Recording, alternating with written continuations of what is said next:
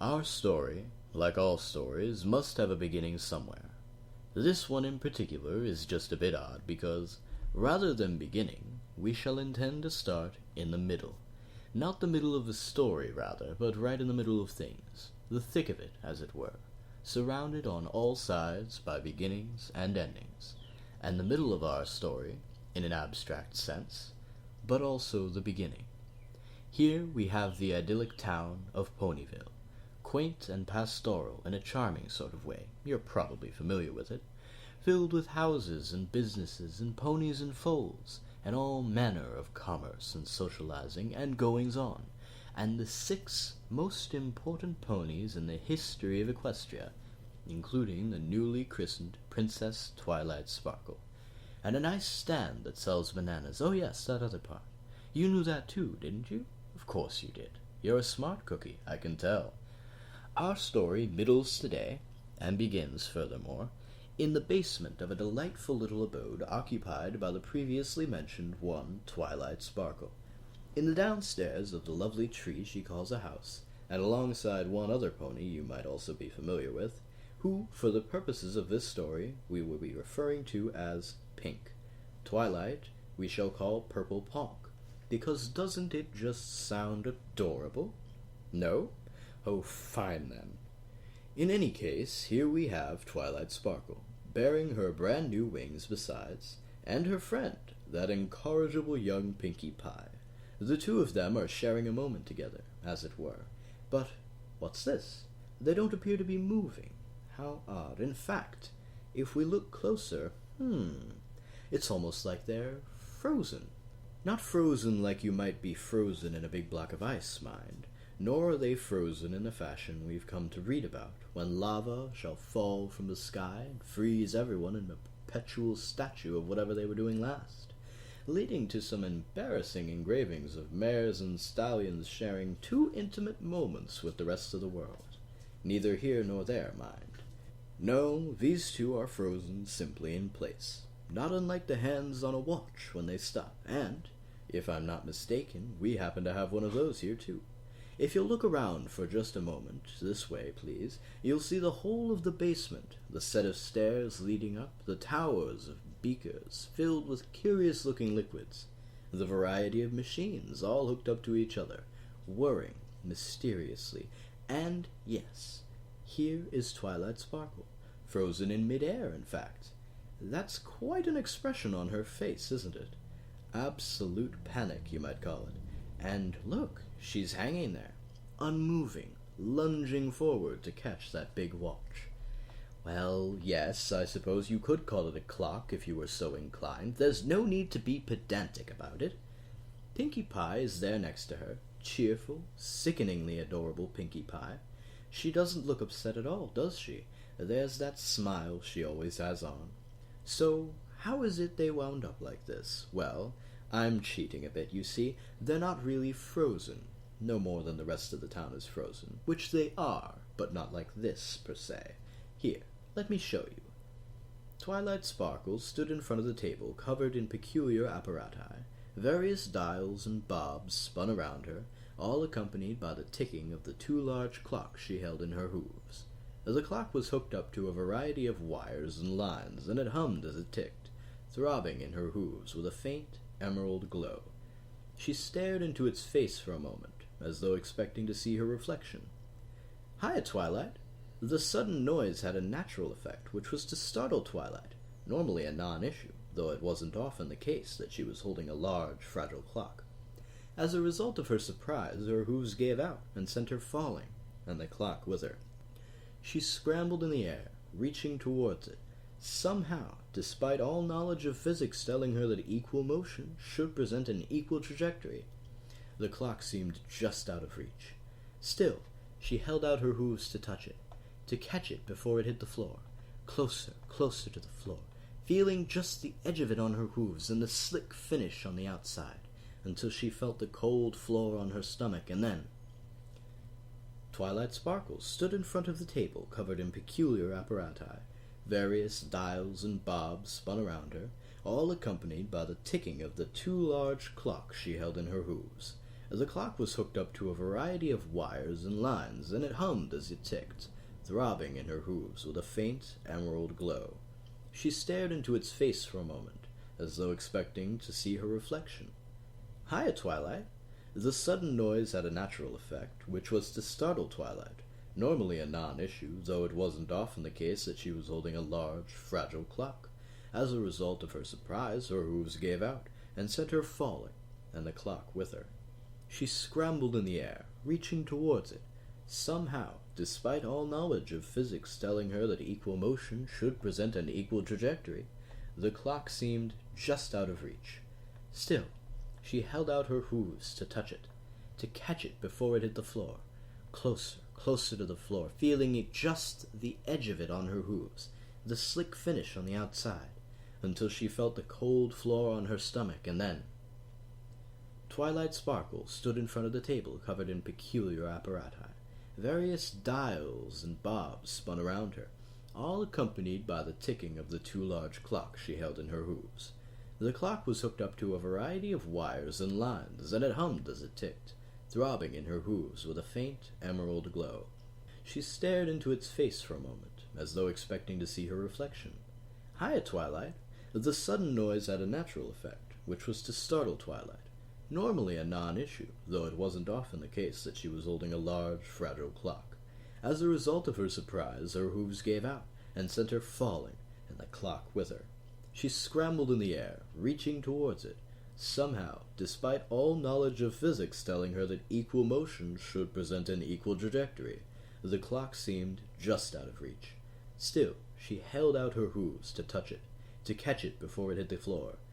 Closer, closer to the floor, feeling just the edge of it on her hooves, the slick finish on the outside, until she felt the cold floor on her stomach, and then... Are you starting to get the idea of it? I just thought it might be a bit disarming to walk right into things. They're moving almost like they're on pegs, aren't they? Like those little puppet shows made of invisible gears and bad punchlines, bopping each other on the head. There goes Pinkie Pie, popping up in the middle of the tables. There goes Twilight, falling forward, dropping her clock, tumbling with that look of desperation in her eyes, until finally, smash! We don't quite get to hear all the breaking glass, of course, but I'm sure you can imagine the rest. Smash is such a delightful word, don't you think? So loud. Anyway, I'm showing you all this because this is the state Ponyville is in at the moment. It's sort of tragic in a way. I mean, of course it is, being stuck anywhere. We feel bad for little bunnies when they wedge their heads into fences. And this is more or less the same thing. A pony and a clock, getting her head and everyone else's stuck in time. Well, more or less stuck. There are some edge cases that we'll see in a minute. Oh goodness, watch out for those. They seem to be going around at the moment. In any case, so... let's take a bit of a trip, shall we? There are a few places I'd like to show you, though I don't believe any one of them is more important than the other. We'll get to that later, us and us alone. Anyway, come along. Our first stop is one that I don't think you'll find particularly upsetting. Of course, this whole thing is kind of worrying in a morose kind of way. All those ponies trapped forever in the perpetual cycle of their last 10 seconds, forced to relive the same instant over and over again. Well, if you're going to be Mr. Party Pooper, I suppose there's no point in me showing you any of this. Go on then, go listen to some depressing music. Pull your hoodie up as you go. No? Good. Right off the bat, let me tell you that because this is magic, things are not always as they seem. In fact, it would be a bit unreasonable to expect an experiment gone wrong to behave exactly according to plan. So, with that in mind, even the first thing I'm going to show you isn't quite playing by the rules. That's what makes it so funny. Or sad, stop that. Here we have Miss Derpy Hooves, delivering the local mail with a frustrated sort of look on her face. Watch her for a moment, and you'll see she's putting the same bundle of letters into the slot, over and over again. Those crossed eyes are just a scream, aren't they? Well, look closer before we go, though. Does something seem odd to you about what you're seeing? Aside the obvious, I mean. Are you noticing it yet? Here, allow me. Derpy scratched her head. She'd already delivered the mail. She remembered delivering it because she took it out of her bag, held it in her hoof, and put it in the mailbox. That was how she delivered mail. She did it all the time. She looked down at the several letters in her hand. She looked at the address. She looked up at the address on the mailbox, which was the same. She scratched her head and put the letters in the box, but she didn't see them go in. Derpy squinted into the mailbox. There weren't any letters in there, but that's where she put them. She scratched her head. Where were they? Derpy reached into her mailbag again. Maybe there were more letters she forgot about. Oh, there they were. These were the right letters. She knew because she delivered them here before. Except she hadn't, because they weren't there, but she was supposed to. Derpy looked at the letters. She looked at the mailbox. The addresses matched. Derpy scratched her head and put the letters in the mailbox. The mailbox stayed empty, like the letters went away before they got inside. Derpy reached into her mailbag and pulled out some letters. Had she delivered these already? Derpy put the letters in the mailbox. Hilarious, isn't it? One of the only ponies in town to be lucky enough not to be set going through the motions, and here she is doing it anyway. I love you, ponies. Nowhere in the world could provide these kinds of laughs. You did think it was funny, didn't you? Well, we'll leave Derpy Hooves and her mail alone for a while. If it's any consolation, the mail probably doesn't know enough to be upset about repeating itself. It just wants to be delivered, and Derpy wants to deliver it. They're a perfect match, don't you think? The next stop is one that's a little less cheerful, though certainly not as gloomy as your being. Yes, I saw that look. Cheer up, will you? It's not every day we get to see the town in a state like this. So, this is a scene that should be familiar. Hard-working, dependable Applejack, you know her, don't you? And where else is Applejack at home but in a field full of apples? She's in prime applebuck position. Yes, rearing up, hind legs ready to go. So why isn't she going? Well, look a little closer. Do you see? Look again. Just the tiniest bit of movement, slowly. More minute than a molecule. Yes, she is moving. Poor Applejack has become stuck in a slow-moving part of time, you see. It's not that she's moving slowly, although I suppose you could argue that. I'm sure in there her head's going just as fast as it needs to. It's just that to us. Watching her like this, she may as well be a pony made of molasses. I say, have they thought of that already? Remind me to write that down later. So, the interesting thing here is, if we're seeing Applejack in slow motion, what is she seeing of the outside world? Never mind that. Is it her that's in slow motion? Or everything around here, while we're just caught up? What could she be thinking in that 10,000-year apple cake? Well, see for yourself. One more tree, and that'll be 153 more to go on this side. That'll be the west side all done, and I'll start on the east side in a few days. Big Macintosh was going to do the east side, but he's tuckered out from grinding half the batch of jelly for that big order last week. Maybe 300 bits and some changes off it. Half that's going to go to buy seeds. Start seeding the carrots on Tuesday, beans on Thursday. Not sure if we should have squash this year. No one ever eats it. Back in my day, you ate what you got and you were thankful for it. I wonder if I'll ever get tired of apples. Haven't so far, and I've been eating them for a while. I wonder if Apple Bloom gets tired of them. It'll be Rarity's fault if it's anyone's. Last sleepover, she said Sweetie Belle was telling her that Rarity eats snails sometimes. What kind of thing is that? I've heard they do it in Prance, but I ain't never thought about doing it. Ain't snails alive after all? There's places in the world where they eat other things that are alive. Monsters eat ponies anyway. Wonder if they'd settle for apples. There's a lot you can do with apple. Apple pie, apple tart, apple crisp, apple strudel, apple sour, apple honey, apple pancake, apple cake, apple jelly, caramel apple, sweet orange apple. I don't see how anyone could get tired of apples. I'm getting kind of tired of kicking them down, mind. If I do this tree in 5 minutes, and the next one takes me 5 minutes, I could be done with them in 2 days. Working 6 hours a day, 8 hours a day, and I'll have time left to spare. Seems like days are getting shorter. Is that just a thing they say, or is it something real? I'll have to ask the princess next time I see her. Ain't run into her in a while. Guess the world doesn't need saving that often. How odd is it that we've saved the world, 4 times now? Maybe more than that. I don't feel like I've saved the world. Right now, I just want to get these apples done. I wonder what's taking so long. If I push real hard, maybe they'll all come down in one go and I can... Well, I think that's enough of that. Surely you get the idea, yes? Good old Applejack. She's got a lot on her mind, hasn't she? Dependable, hard-working, loyal Applejack, thinking about her family and friends, and always about working to make ends meet. More interest for other ponies than herself, loyal as can be. No wonder she's the element of... Oh, almost had a slip of the tongue there. In the end, I think Applejack might be the best off, you know? That tree might be long gone by the time she finally reaches it, but the end result will be the same. Just as much to her benefit if she spends 1,000 years on one tree, rather than 1 year on 1,000 trees. She knows it, and so do you. They'll just regrow next year, and she'll be kicking them down until she can't kick any more. But it makes her happy. I wonder, is that worth saying something about? Not at all, in my opinion. Let's move on to our next stop, shall we? This one is a bit of a guilty pleasure, I must admit. Somewhat of a detour, really, all the way to Canterlot. Oh, yes, I did say this was all happening in Ponyville, didn't I? Well, you know, Canterlot, Ponyville. All these horse puns start to blur together after a while. It's very possible I meant one rather than the other. Of course, we've already been to Ponyville, haven't we? So that explains it. Oh, shush, just look. Though it's midway through the afternoon, Princess Celestia is asleep.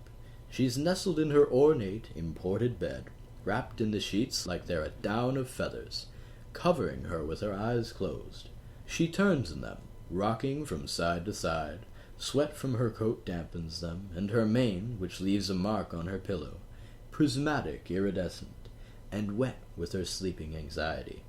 She goes from turning to thrashing, spastic back and forth under the covers, kicking her legs about, flapping her wings, until finally her body tells her it's too much, and she opens her mouth and sits straight up.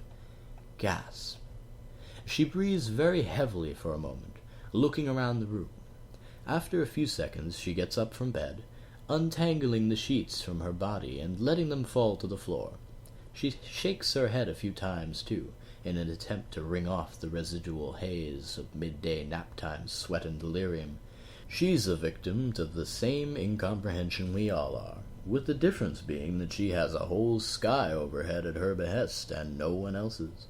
If she kept sleeping, would the sun decide to fall? Celestia makes her way to the window, her face turning gradually from anxiety to the stern expression she always wears. Her hooves clop on the floor of the spacious room. The tile she's walking on is painted over with magenta and gold swirls, and it matches the tapestries hanging from the walls, as well as the curtains on the canopy bed. Really, it's a room fit for a princess. She walks until she reaches the window, the large, pristine glass window, looking out over Canterlot and Ponyville and all of Equestria under the sun. She leans towards it, but doesn't open it. She puts her hoof on the window-sill and looks up through the glass, skyward, past the sun to where a spot of silver lays hidden in the clouds. A flicker of something's shadow flashes across her eyes. She turns her head down. Her face has gone from staunch to sour. With a tremble in her lip, she looks back at her bed. She unfurls her wings and wipes a hoof across her eye. When the drop falls from her hoof to the ground, she is back in bed, seconds away from waking up. Now, I admit there's nothing not perverse about my pleasure here. Nevertheless, I fully intend to enjoy it as much as possible. You could tell what she was thinking about, couldn't you? Here, look up and tell me what you see. No, not the sun, you. Past that. You probably can't make it out because it's so bright. Past the clouds, just there. Here, where these? Lovely shade of blue, aren't they? That's the moon, and further past it, of course, the void of space and stars and endless possibility. And who knows what's going on out there, away from our little corner of the universe. And goodness, isn't all of life just minuscule and amazing? Blech. Aside from that, though, there's the moon. Have you ever had to live with something you did for 1,000 years? Celestia could blink her eyes and wake up from her perpetual napping fits, I think. I'm convinced she doesn't want to. because as much as every pony out there is repeating themselves, she already knows what that's like. I just don't think she cares anymore. Moving right along, this next one is a bit peculiar, which is why I find it so fascinating. There's a trail in the air there. Do you see that? We picked a heck of a moment to get stuck. This one is just as traditional as the last one, though I think it's also one of the most peculiar. Watch and listen, and tell me what you see. The way the air tensed right before, she could feel it. Her wings moving so fast on her body she couldn't feel them anymore. Her legs tickled from the jet stream. Her hair was pushed back like a tornado, which was good, because it meant she was almost there. And, like every time, there was just one last pull needed, like she had to reach out and grab it. She did. The feeling that came with it was indescribable. The whole world froze. She was sure of that, and she was the only one moving in that second. She felt that way a lot of the time normally, until Consequence and other ponies caught up with her. But like this, no one could catch her. It took a second after her hoof went through for the sound to come, and it came the rush, whoosh. No other way to describe it. Like a pop-bang zoom, everything at once detonating and coming back together. And she was gone. Flying so fast the world disappeared beneath her. The sky was the limit now. Maybe someday she'd soar so fast that she'd reach her own trail. But there was a sparkle of rainbow in the breeze, what was. So, there's a bit going on here, which I'll try to explain, so do your best to keep up. Here we have the element of, well, we have Rainbow Dash. Pegasus, fancy mane, very fast, she's just a deer. In any case, our little snapshot of time seems to have grabbed her at a very particular moment, and I'll try to break down why this moment is significant. You've heard of her patented sonic rain boom, of course. Don't let my tones sour you. Everyone knows it's amazing. Just the most wonderful thing. Well, if you're a fan, you're in luck, because we're catching the star mid-performance. So you'll see here, right at the point where the sound barrier breaks, and it does do exactly that, which is impressive, regardless of what we might say about the spunky little Pegasus responsible here. You can see the light actually bending, and here's where the rainbow comes out, like a haze showering everything. And yes, here is Miss Rainbow Dash, though you'll only see her for half a second before she's gone. Yes, there she goes. Wave goodbye, would you? Only, there's something odd about the way she's going through. See how this bit moves just a little bit each time? This is because while Miss Rainbow Dash is stuck in a cycle, repeating herself, her method of repulsion, that is to say her wings are, but her sonic rain boom isn't. It's the thing that's had her dubbed the fastest flyer in Equestria, yes? Well, I can tell you that's not a lie. Rainbow Dash is breaking the sound barrier, after all, but she's breaking a great many other things in the process. Likelihood, for one. And, in doing so, she's actually going fast enough that time is failing to keep up with her. Every time through the ring, by a little bit, she's moving farther across. We could probably follow her for a while, and I think we'd eventually do a full circle around the globe. Not that I have any interest in such a thing, the prices of hotels alone. I'm not sure if there's more to say here. It is simply what you see. Rainbow Dash, the Pegasus going so fast she's outpacing herself. Did you ever think you'd see a thing like that? Well, fine, if you want to be utterly dreary about it. If we have to play dissect the time vortex each time, I suppose we could pretend to have some sort of deeper meaning here. What about Rainbow Dash likes to go fast? So now she's going really fast. Oh, fine, it's a well-known fact about Rainbow Dash that she always has to be the best. There was, I believe, a bit of a snafu when that mare-do-well business arose, but what that says furthermore about Miss Rainbow Dash is that she's always struggling not only to outdo every pony around her, but also herself. In all the world, she's the only pony she ever needs to keep up with. And here she's doing exactly that. Do you think that means she'd be happy? Well, why don't you stop her and ask her? Just kidding, I don't recommend you touch. Of course, we're playing a bit of a cheat here, walking around in all of this, but I highly suspect some red tape somewhere will catch up with us if we stop to play with the exhibits. Come along, and mind your step with this one, because it's a bit of a mess.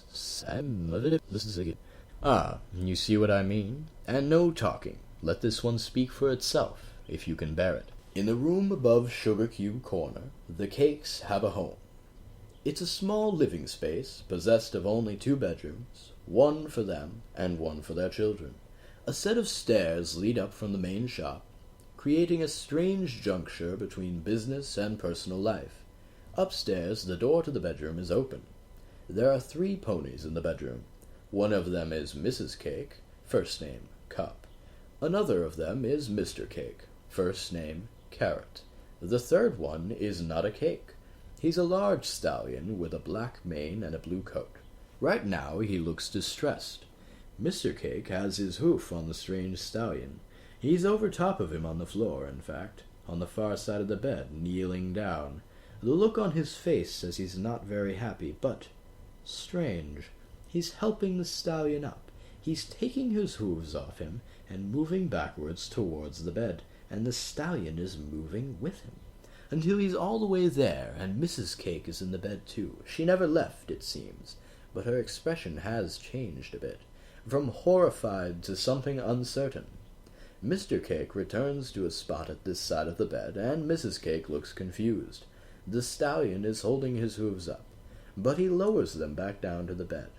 Slowly, as Mr. Cake walks back out of the room, Mrs. Cake's face changes from startled to a look that says she's having a very good day. The stallion's says the same. Mr. Cake's face takes on a smile as he walks backwards out of the room and closes the door behind him. Slowly, whistling the inverse of a tune, sucking the notes out of the air and back between his lips, Mr. Cake exits the bedroom. He walks down the hallway, facing forwards as he moves backwards until he reaches the stairs. He goes down them, and his smile stays bright, his hooves removing their sound on the steps, and being unmuffled by the disappearing noise of the box spring upstairs. As he leaves through the entrance to Sugar Cube Corner, his mind clears. Thoughts of Mrs. Cake and the stallion disappear, and are replaced just by thoughts of his wife. By her smile, her eyes, the sweetness of her laugh. He feels bad about being away from home so often these days, until he thinks about coming home early from his trip to surprise his wife. His contentment with his plan ebbs away until he's heading out the front door on his way back to the train station, convincing himself it will be a good idea to come home. He's almost made it a few feet from the store's entrance until he's gone again, back upstairs. He's kneeling over the stallion, and Mrs. Cake is in bed behind him, holding up her hooves, the letters disappearing from the air and being swallowed with help from her tongue. Well, I didn't say it would be all fun and games. Time doesn't play that way, you know. If you could live the same moment of your life over and over again, maybe the one you had yesterday, when that awful thing happened. You're not familiar with cold reading, are you? Anyway, there's someone famous who asked that once. Less famous than me, I'd wager, though I'm sure he'd debate that if he wasn't busy explaining to some omnipotent cloud monster why he was so crass about the obituary he posted. In any case, moving along, there's one more, at least, that I need to show you. And if it's all the same, I'd rather just get it over with. Then we can take a stop in town square and enjoy ourselves for a bit before I send you on your way. Step lightly, please. You recognize this part of the woods, at least, don't you? I'm not sure if it's common knowledge, though that's as much as saying that any store on a given day in Ponyville might change color or function or even the ponies in it. Heck, the ponies do it themselves. Sometimes even I can't make heads or tails of this place. Anyway, have a look over there. You recognize that house, don't you? Rousing lullabies and chicken coops. Everyone knows the story. Well, get on with looking, because I'd like to be out of here sooner rather than later. Go on, hurry up. Fluttershy is moving like she's unrestrained by the repetition of motion. In the course of more than 10 seconds, she's in several different places, bounding from one patch of grass to the next. It's evidence enough that she's not stuck, but her movement seems erratic. She dashes away from a few different sections of yard. On closer inspection, there's nothing notably different about them, save for the few that have patches of very fine gray dust atop the blades of grass. As she turns her head with her eyes wide, a chicken clucks at her from a few feet away, and steps closer. "No," she says, "don't." She raises her hooves and waves them like a crossing officer, shooing away traffic. But the chicken continues on unheeded. Fluttershy's proclivity for movement suddenly fails her. She stumbles over her hooves as she backs away, and the chicken follows. As it comes within a few inches, she can't help but reach out to touch it. It's a very young chicken, practically newborn. "Oh," she says, "you're so pretty." The chicken is egg-laying age now. It clucks at Fluttershy, rubbing its beak against her hoof. She can't help but rub back, stroking the chicken's face. It looks up at her, its jowl hanging low. The age for eggs has gone by. Its legs can barely hold it up. "No," she says. She pets the chicken on its head a few more times until the head crumbles and falls off the chicken's body. The rest of it follows suit, feathers and skin melting away from bone until the bare carcass tumbles to the ground. Fluttershy's hoof lingers on the skeleton as it decomposes, turning quickly from something solid to a fine ash, like sand. She stands up and begins to back away again, turning. A speed of movement starts in her again. But there's a squirrel on her other side. It holds an acorn aloft, bouncing on its hind legs in her direction. Again she holds her hoof up. Her wings flare on her back for a moment, but quickly settle as the squirrel comes within 4 legs' reach. It holds the acorn out again. Fluttershy takes the acorn and gently sets it on the ground. The squirrel hobbles the last few steps to Fluttershy's feet. At the same time, the acorn, to Fluttershy's right, spins and cracks. Tiny tendrils of root shoot out of it, aching for the ground, but finding only empty air. As the acorn's body rots into mush, the squirrel rests his head on the ground and falls into pieces. His tiny, articulate digits crumbling as the rest of him does. Fluttershy holds her hooves to her mouth and begins to cry. "Well, what do you want me to say? The point of showing you all this, I can't just step in and change things. That would be simply ridiculous. What kind of a guide would I be then, Yes, it is awful, Fluttershy. She's always loved caring for her animals, seeing them grow up. You can feel that in her, I think. A kindness that's everywhere, everything to her. Now she gets to see each of them into old age in a way. You can be a little miserable if you want. It's hardly inappropriate. I don't know about you, but I'm in desperate need of something to pick me up after that. We'll leave her. It's fine. A tad cruel, perhaps, but that too is the nature of life. Oh, stop looking at me like that. Come on. We're almost done. I saved the simplest for last. There's either a great deal to see here, or nothing at all. Let's take it apart in pieces, shall we? Oh yes, Town Square, in case you'd forgotten. I'd offer you to share my ice cream, but I've heard you all have cooties, and I haven't gotten my shots yet. Watch and listen, as usual, one at a time now. Over here, at an outdoor dining table for this cafe, a stallion and a mare are seated. The mare is smiling at the stallion, though he looks like he might be young enough to fit a colt in the poor eyesight of an elderly grandmother. The mare's coat is blue, and her mane is purple, with highlights. The stallion's coat is light orange, and his mane is brown. He looks very nervous. He reaches behind his back and pulls out a bouquet of flowers. He holds it out to the mare. She looks surprised. "Diamond Mint," he says. The shake in his voice is obvious, as well as his foreleg, which rattles from side to side, shaking petals from his flowers, freshly picked from the look of them, onto the table. "I've been wanting to tell you this for a long time, but I really like you, like a lot." He swallows, the lump in his throat refusing to remove itself. The mare keeps her look of surprise. The stallion blinks, as though steeling himself, and swallows again. "And I I was wondering if you wanted to be my mare friend." His stuttering stops, but the shaking doesn't. Still, the flowers wobble.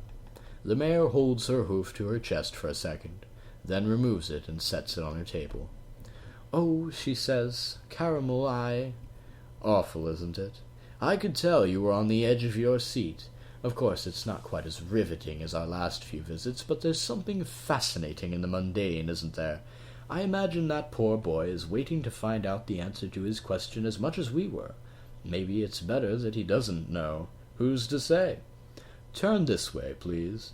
With the air the same as around the table, tempered by movement, a pair walks through the crowd of ponies in the center of the town.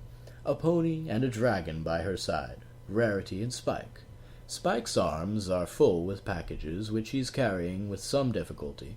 A few beads of sweat are collected on his forehead, and he takes a great breath every few steps, as though moving with the packages is a struggle. Rarity doesn't say anything to him, though she hears him going on. She stops for a moment, and he does the same. Panting to catch his breath, overtop the packages, Rarity looks at him. He looks back at her. Overhead, the sun is high and bright. Rarity's tail flits naturally behind her back, bobbing from side to side. She looks at him. He looks back at her. She looks at him. He looks back at her. She— Aha! Another one! It's just absolutely horrible, isn't it? Still, I think there's a great deal less to say here than there was at our last visit. At least poor Caramel had the sense to come out and say something, didn't she? Still, I take it from the local gossip rags that there's scarce a pony in town who doesn't know about this little purple and green Casanova in training. Who could say no to a squishy little face like that? Interspecies romantic politics notwithstanding, of course. Well, are you starting to get a sense for things? I suppose you think there's a great deal to talk about here as well, don't you? I've been of the opinion since the start that all we need to do is see the goings-on and let them speak for themselves. What do you think these ponies would say if they knew you were peering at them, Analyzing their very goings-on, imagining what it might be like in their heads, compelling them forward, what their relative misfortune says about them as beings. I imagine they'd have more of a problem with the floating and unstuck in time bit, but that's neither here nor there. One more, and then we'll call it a day, This one I feel you'll have a great deal to say about. A pony is walking forward with parcels held closely to his chest, much like Spike the Dragon on the other side of the town square. Unlike Spike, who it's sensible to believe is carrying parcels of things for the pony he is following, clothes, trinkets, makeup, sewing supplies, and etc., this pony is mostly carrying groceries. He's walking with more bags and weight in them that can be healthy, gritting his teeth the same way we all do when we tell ourselves, "I can make it. I'm not making more than one trip." As he walks by the produce stall, en route to his destination, he fails to see a piece of errant fruit on the ground underneath him. His hoof touches the yellow peel unsurely, and begins to slip. And then it does slip entirely, his leg giving out its strength of position, and the rest of him following suit, until the whole of him is up in the air. His groceries tumble out of his forelegs like too many juggling balls at once, and his whole body floats for a moment, held aloft by the whimsy of gravity amongst gaggles of melons and lettuces and the paper bags that, a moment ago, held them in place. The banana goes whizzing off faster than he manages to reassert himself. As the banana peel hits the ground, he approaches the halfway point. Melons hover over him as the ground prepares to say welcome. The first one thumps into his nose as he lands. What? Oh, all right, lighten up. I thought we'd finish things off on a more cheerful note. There's nothing like physical comedy, I find. If we'd added a whole fruit truck, maybe some cleverly placed bongos, the whole thing could have been just lovely. As is, I could still watch it another few thousand times, but we're talking degrees of multitude here. You seem sour now. Surely it wasn't something I said. Oh, don't be like that. What more is it you'd like me to show you? Shall we go barging into ponies' houses, knocking on their doors, or simply floating through their walls and seeing what it is that they're doing with themselves in the precious few seconds they have? I hope that's not where you're bringing this. There will be no unpleasantly philosophical metaphors today. Everything I've shown you was just that. What it was, nothing more and nothing less. I think we should go back to where we started before you get any crazy ideas in your head. Follow along, and if you touch anything, so help me, I will leave you stuck there in place of that banana peel. It's almost sort of soothing watching her, in a way, seeing the way her hooves move just so, watching her tumble, knowing that no matter how many times she tries, she'll never quite reach far enough. Well, I find it soothing. It's like the hands of a clock, going around and around. This time she's on a 10-second timer, of course, but we can make exceptions for a good analogy. None of them from you, though. You keep your mouth shut. So that was it, I suppose. I hope you enjoyed yourself. I know I did, certain instances aside. Of course, as I said before, this is life. Not everything can be sunshine and daisies and watermelon ice cream. Really? You've never had it? Well, I confess it might have been a sorbet, but that's not the point. Look around sometime. You'll really be doing yourself a favor. I guess I'm to leave you here now. As a matter of fact, I'm not sure how you wound up here in the first place. Perhaps that means you're free to wander? For all I know, you're the reason any of this is here in the first place. This has been your tour, and Twilight's basement your inscribed gate. Go forth and witness all that is within, for this has been willed where what is willed must be. Sorry, a bit of a tangent there. Look around for all I care. Personally, I think you'd be best off watching Twilight sparkle for a while, because, as far as I'm convinced, you can't change anything. And you're very alike in some ways. Twilight knows it, even if she doesn't know she knows it. No matter how many times she dives forward, she'll never catch her falling clock. She'll keep trying and trying, yes, with as much gusto and fervor as she can muster, and every time have just the edge of it within her grasp, so close she can almost taste salvation, but every time it will be snatched away. Because she's never done anything to change what will happen. You can't keep doing the same thing over and over again, expecting different results. That's just madness. What would you tell her if you could? Pretend, for a minute, that in her 10 seconds there was enough time for you to say something. She's already dropped it, 10 seconds is a long time for a clock to fall, but as we've learned, time is hardly consistent. Do you think Mr. Cake took backwards marathon in his senior year of high school? 3 minutes at least. So, what would you tell her? Clock already in the air. Oh, please, Twilight, if you could just move a little to your and smash. Too late. That lovely word again. Please, don't convince yourself there's anything to be done. I'll allow one metaphor here, and one metaphor only, if it will get you to simmer down. These little moments, if you will, are at least like life in the sense that you can't live anyone's for them. You can try, and goodness knows we've all seen it happen. Advice to friends, telling others the benefit of your experience, thinking you're to have some hand in guiding them to where they need to go. And really, if that was the case, what would they do when they got there? They'd be just as confused as they were in the first place. No, things happen for a reason. I'm sure of it, and I'm the type who doesn't even believe in reason on the best of days. It's there, hiding most of the time, which has always been a bit of a gripe of mine. But there you go. You thought if you let me, I'd just keep talking, Oh, enough. Listen, things do happen for a reason. This I'm sure of. You can ask as much as you want. What could be the reason? I don't claim to know. You're the one in favor of metaphors. This is, and simply is, a bit depressing, yes, but a great many other things are. The sign over the door of life, abandon all hope, ye who enter here. There's another one that got away, which I'm sure you're pining over, tying to something more real now. Honestly, the nerve of some guests. Yes, it's all an unintended consequence. You can't say that we don't make mistakes.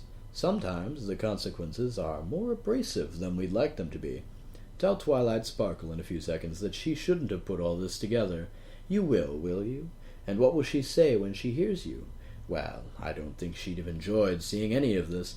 What was she doing down here in the first place, anyway? That's not the kind of question I want to answer. Well, I suppose it's possible I've been playing around in here, but that's none of my doing. Still, I'm not sure it would be right. For goodness sake, I could have done something earlier when... All right, I'll play along for a moment. Let's have another look around, at least, and go from there. As Twilight's body hangs in the air, the clock frozen in perpetual descent, the rest of the room comes into focus around her. There are tables filled with different parts and pieces of the experiment, beakers and flasks and things mentioned previously, none of which have moved. Aside from those, though, there are the notes. There are books filled with scribblings and blackboards behind those, all of them covered in diagrams and musings and wonderings and calculations and indecipherable manuscript for figuring out what any of all this means. As it's written, it'd be fairly difficult to understand, but there's one notebook that has a more readable section. It has a picture taped to the front, like an archetypal blueprint. An unnamed, unshaded pony, an alicorn, standing with her wings and hooves outstretched, centered in a circle around her body. There are words scrawled around the picture, numbers, more calculations, but there are names written there, names of the princesses, dates, more calculations, a large question mark followed by a series of dark black dots, then a word, a single word, encircled over and over. Time? There's a picture tucked underneath the notebook, a picture of Twilight and her 5 friends, hugging and smiling into the camera. There's a candle burning above the notebook, held in a metal apparatus, its flame forever frozen in an unwavering flicker. Twilight is falling. Well, all right, that could mean anything, really. You, in charge of reading so much into things. I've said before I see only what's here, or in some cases what isn't at all. You're just taking things and spinning them around, and that's entirely unbecoming. Though, she's beginning to get a bit tiresome in her falling, don't you think? I'm not suggesting anything, of course. I could watch this for hours still, years, millennia. But her arrangement isn't really proper, don't you think? She'd look better positioned just a bit.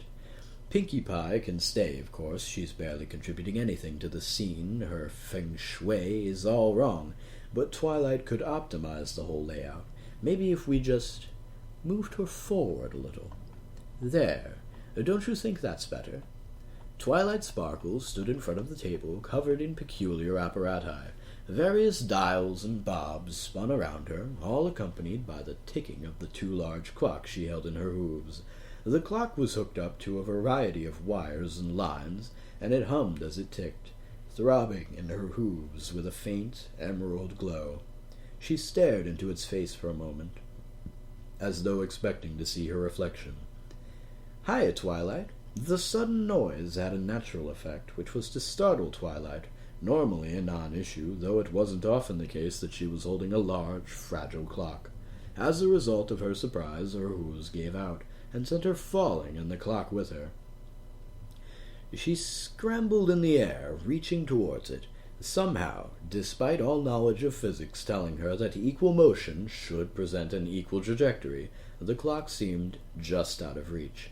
Still, she held out her hooves to touch it, to catch it before it hit the floor. Closer, closer it came to the floor, feeling just the edge of it on her hooves, the slick finish of the outside, until she felt the cold floor in her stomach, and then the clock in her hooves, teetering on them, wobbling and threatening to topple. With a gasp, Twilight threw herself further forward, lurching on the floor. Her stomach chafed, but the clock settled into her hooves. Its wobbling ceased. Twilight let out a loud sigh. She turned her head after a few seconds. "Pinkie, what on earth are you doing? You startled the heck out of me." Pinkie Pie smiled in a way that she always smiled. "Sorry, Twilight. I just wanted to pop in and say hi." Even laid out on the basement floor, Twilight couldn't keep her eyes from rolling. She stood up, cradling the clock carefully in her forelegs, and set it down on a nearby table, the top of which was cluttered with various objects so far unused. "You could at least give me some warning next time, Pinky." Pinky's smile sank into a frown. "Sorry, Twilight." Twilight looked sideways to the clock again. It was resting on top of one of her notebooks, covered in fountain pen scribbles, and underneath it, the corner of a photograph. She could just make out the 6 colors in the shadow of the clock's frame, and it ticked on, steady, sitting on her notebook. Twilight smiled. "It's okay, Pinky. I'm still happy to see you." "Yay! I'm super glad." Pinky jumped out from her hiding place between the 2 tables and hugged Twilight with a fierceness. Twilight gasped as the wind was knocked out of her for the 2nd time in as many minutes, but she quickly collected herself and hugged back, smiling. "So, you just came over to say hi, huh?" Twilight asked, pulling herself away from the hug. Pinky nodded. "Yep," but her expression caught suddenly, her eyebrows lowering. "Oh, wait, no, there was something I came over to ask." Twilight leaned backwards against one of the many tables. Beside her, held by a metal apparatus, a lit candle flickered. Pinky waved her hoof in the air as she spoke. "I needed something, and when I found out I needed it, my nose twitched, and I thought about purple, which meant you were the pony to ask." Twilight stood up from the table and looked towards Pinky, who stared forward with an earnest shimmer in her eyes. "What is it, Pinky? I'm happy to help you with whatever you need." Pinky's smile grew ever wider, and she bounced a little on her hind legs, bobbling from side to side and shaking her head. "I knew you would be." Pinky bounced once more, then turned suddenly, and from somewhere Twilight couldn't see, pulled a large book which she threw open to a page in the middle. The paper inside was worn, covered with various splotches and stains that looked worrisome and unfamiliar to Twilight. "Twilight," Pinky said, pointing to a word on the page of the book. "I was trying to make something new for my cookbook, and my Pinky sense told me I should ask you for help. Do you have some time I could borrow?" Twilight sighed and pressed a hoof to her forehead. "Good show. All right, it's possible I enjoyed that a little too much. Still, maybe you were right. There's not too much harm in setting things on their course. After all, we can at least say that things won't get boring again any time soon.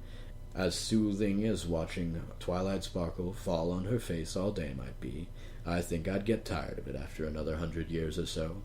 Though it might be a fun game to see how many hats we could fit on her each time before she started over.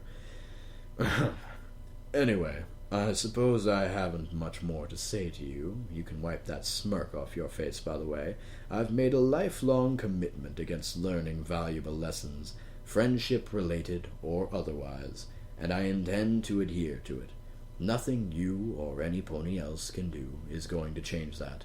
Now, there is a matter of what to do with you. It's all well and good for me to float around like this, but ponies start to turn their heads if anyone else does it. Plus, this whole unstuck-in-time business is frankly a pain in the neck. It takes more effort to remember to wake up today than it does tomorrow. I'll just send you back if that's all well and good. Well, back as in, if you're from around here, you won't notice the difference. Somehow you seem to be a bit of a tourist to me, but we'll let eventuality be the judge of that. Come on now, it's nothing to be scared of. Surely my monkeying with things has convinced you I know what I'm doing. Honestly, don't worry, it will be over before you know it. Stay calm, take a deep breath, think of something soothing, twinkling lights, and the smell of a pretty forest. Now, just like that, very good. We'll be cheerful about it, if you like, just as they say. Give me your hand, if we be friends, and, well, that would be spoiling it, wouldn't it?